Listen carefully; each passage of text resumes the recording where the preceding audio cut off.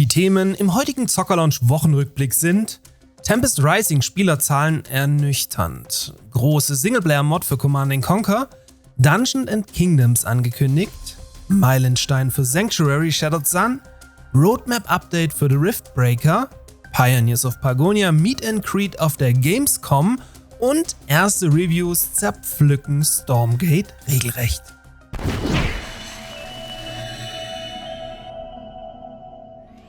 Dieser Wochenrückblick wird euch von Instant Gaming präsentiert, worüber ihr Game Keys deutlich günstiger als direkt aus Steam und Co. erwerben könnt.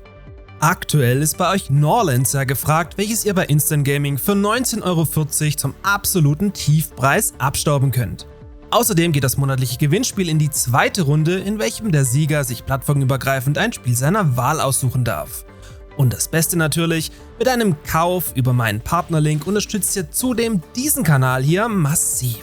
Beide Links wie gehabt oben im i sowie in der Videobeschreibung. Battle Command Uplink initializing. Stand by.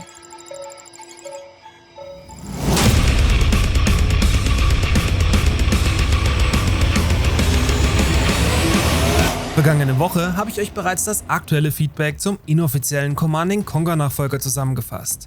Ich bin ja nach wie vor hellauf begeistert und freue mich übelst auf Tempest Rising, wohingegen einige aus der C&C-Community nach wie vor vorsichtig skeptisch sind.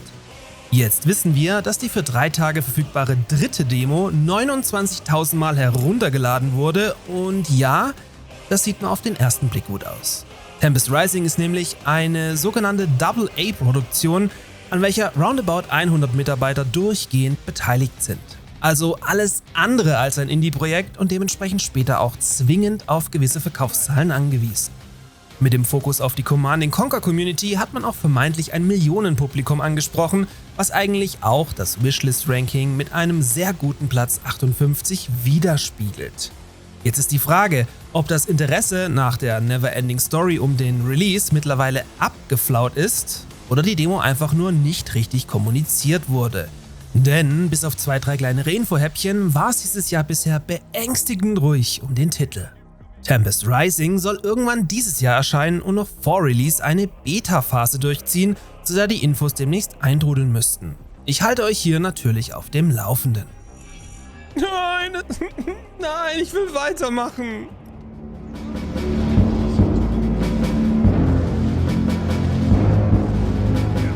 Und wir bleiben direkt bei Command & Conquer, denn auch hier gibt es neues Futter, wenn auch nicht von EA selbst, sondern von den Fans. Die vollkommen kostenlose Standalone-Mod Dawn of the Tiberium Age, welche Command & Conquer und Alarmstufe Rot mixt und hier somit alle 4 Fraktionen aufeinanderprallen lässt, hat nun mit Covered Revolt nach 2,5 Jahren Entwicklungszeit eine eigene umfangreiche Singleplayer-Kampagne erhalten. Covered Revolt ist dabei durchaus so umfangreich wie seine Originale und bietet euch neben 31 Missionen auch 3 Spielwege, die wiederum zu 10 unterschiedlichen Enden führen können. Dazu könnt ihr 23 Fähigkeiten freischalten und das Ganze mit 4 unterschiedlichen Schwierigkeitsgraden angehen. Obendrauf wurden 50 vollvertonte Cutscenes erstellt, die sich aus 300 Bildern zusammensetzen. Die Spielzeit wird mit 15 bis 50 Stunden angegeben und den Download-Link findet ihr wie gehabt oben im i sowie in der Videobeschreibung.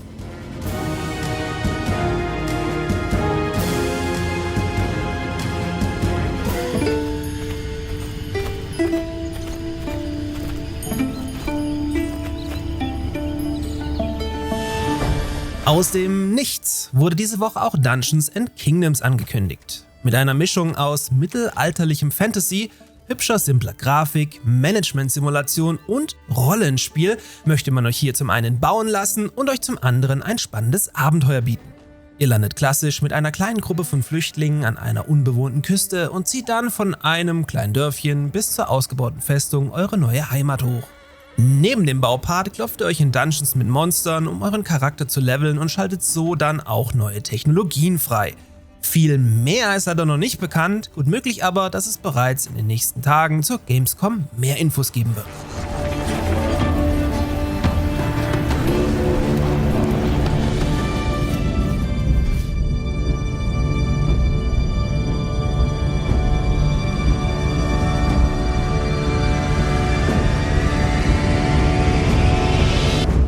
Mit Sanctuary Shattered Sun entsteht aktuell ein inoffizieller Nachfolger zu Supreme Commander aus dem Jahr 2007. Der Titel, der sich wie sein großes Vorbild auf Basenbau mit anschließenden Massenschlachten fokussiert und sich ebenfalls durch einen extremen Zoom-Out auszeichnet, hat jetzt die 100.000 Wishlist-Marke auf Steam geknackt. Die angekündigte Demo ist leider nach wie vor nur für Patreon-Spender verfügbar, lässt uns aber durch diverse Streams und Videos bereits jetzt tief ins Gameplay blicken. Zudem wurden die beeindruckenden Folgen der Superwaffen präsentiert, die am Beispiel der Atombombe ein Loch in den Boden der Sphäre reißen oder einen See einfrieren lassen, was dann nicht nur alle darin befindlichen Schiffe bewegungsunfähig macht, sondern Landeinheiten einen neuen Angriffsvektor ermöglicht. Sobald die Demo für alle verfügbar ist, werde ich wieder berichten.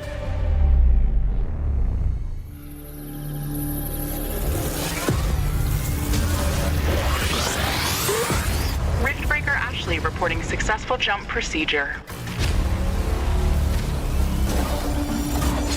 Roger that. Begin field-based setup.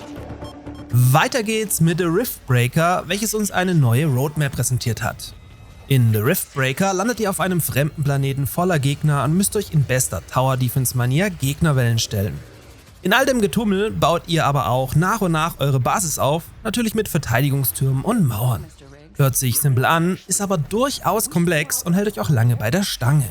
Da das Spielkonzept schon seit seinem Early Access Start im Jahr 2021 überall nach Koop schreit, steht dieser jetzt endlich kurz vor seinem Release, für welchen ihr euch seit einiger Zeit schon für den Beta-Test anmelden könnt, der aktuell läuft. We should build up our base as quickly as possible. When the world leaves you no solid ground left to stand on. Und das führt uns endlich wieder auf die beschaulichen Inseln von Pagonia, von denen wir seit dem sehr guten Bergbau-Update leider nichts mehr gehört haben. Natürlich waren die Jungs und Mädels von Envision Entertainment in den letzten Wochen nicht untätig und werden im Rahmen der Gamescom neben dem ebenfalls sehr großen Magie-Update auch eine brandneue Roadmap für das Spiel präsentieren. Falls ihr freitags auf der Gamescom seid, könnt ihr euch jetzt zu einem Meet and Greet mit den Entwicklern rund um Volker Wertig verabreden. Um teilzunehmen, müsst ihr das angehängte Formular ausfüllen und euch beeilen, denn die Plätze sind begrenzt und gehen nach dem First-Come-First-Served-Prinzip raus. Take up the tools, pioneers. There's still so much to do. Last but not least scheint die E-Sports-RTS-Hoffnung Stormgate ihren Start gehörig in den Sand gesetzt zu haben. Der Mix alter Blizzard-Recken, die das Beste aus Warcraft 3 und StarCraft 2 vereinen möchte, sollte das Genre in Richtung professionellen E-Sports wiederbeleben, irritierte aber bereits früh mit einem Free-to-Play-Modell, bei dem bei der aktuellen Spielerschaft direkt alle Alarmglocken klingelten. Am 30. Juli ist der Titel nun offiziell in eine wohlgemerkt kostenpflichtige Early Access Phase gestartet, in die man sich mit 3 Paketen zwischen 25 und 60 Euro einkaufen kann. Damit aber nicht genug, erhält man für 25 Euro nur den aktuellen Umfang des Spiels, der mit 7 Maps und 6 Kampagnenmissionen sehr überschaubar ausfällt. Gerade Singleplayer-Spieler müssen für den weiteren Verlauf der Kampagne, die in kleinen Happen erweitert wird, jedes Mal erneut bezahlen.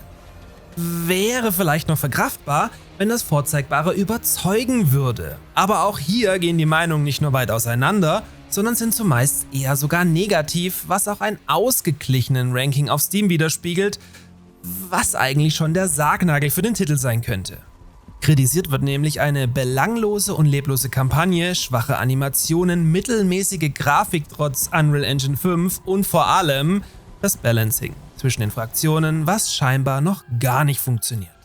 Der Fairness halber scheinen aber auch einige Spieler sehr viel Spaß mit dem Spiel zu haben, die zumindest das Rating aktuell vor dem kompletten Desaster über Wasser halten.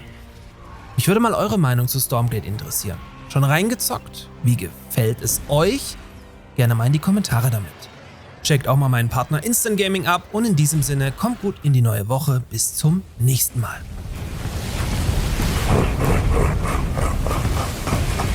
Fight, cower. Either way, your world will fall.